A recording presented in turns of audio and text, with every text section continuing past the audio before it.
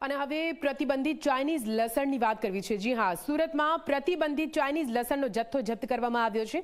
સુરત એપીએમસીમાંથી પ્રતિબંધિત ચાઇનીઝ લસણ જપ્ત કરવામાં આવ્યું।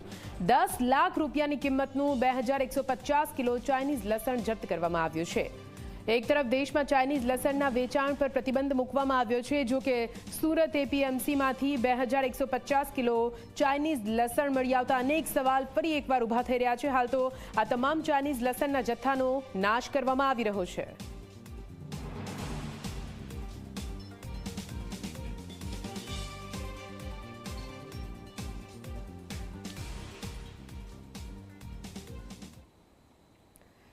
ચાઇનીઝ લસણ જે ભારતમાં પ્રતિબંધિત છે, પરંતુ સુરતમાં ક્યાંથી આવ્યું તે સૌથી મોટો સવાલ છે। પણ હવે એ જોવું પડે કે આ ચાઇનીઝ લસણ આખરે કેવી રીતે નુકસાનકારક છે, કેમ તેને સફેદ ઝેર કહેવામાં આવી રહ્યું છે।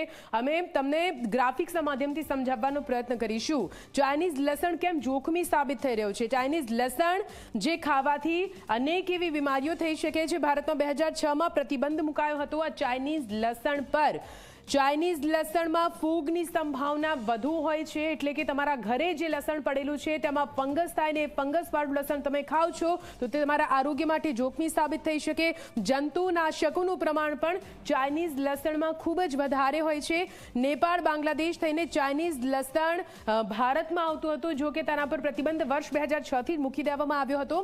બિહાર, યુપી, પૂર્વોત્તર રાજ્યોમાં પણ આ પ્રકારની ઘટના સામે આવી છે, એટલે એવું નથી કે ગુજરાતમાં ચાઇનીઝ લસણ મળી આવ્યું છે। થોડા ઘણા ગત સમયમાં એમ કહી શકીએ કે થોડા ઘણા વર્ષોમાં ચાઇનીઝ લસણ ફરી એકવાર ભારતમાંથી મળી આવી રહ્યું છે। ચાઇનીઝ લસણને ઓળખવું કેવી રીતે? મૂળિયા ભાગ્યે જ બહાર હોય છે ચાઇનીઝ લસણના, જ્યારે મૂળિયા ટૂંકા હોય છે આપણા દેશી લસણના, જેના પરથી તમે સમજી શકશો કે ચાઇનીઝ લસણ કયું છે।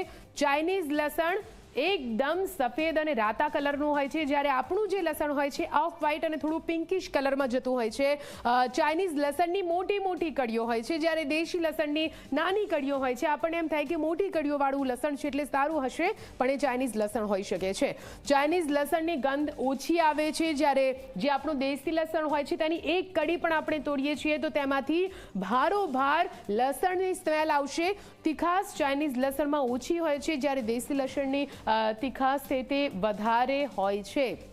અને તમે સમજો ચાઇનીઝ લસણ અને દેશી લસણને કઈ રીતે આપણે પારખી શકીએ છીએ, અને આ એવા લક્ષણો છે જેના પરથી તમે ચાઇનીઝ લસણ અને દેશી લસણ કયું છે એ તમે ચેક કરી શકશો। તમારા ઘરમાં જે લસણ પડ્યું છે તે કેવું છે એ પણ તમે જાણી શકશો।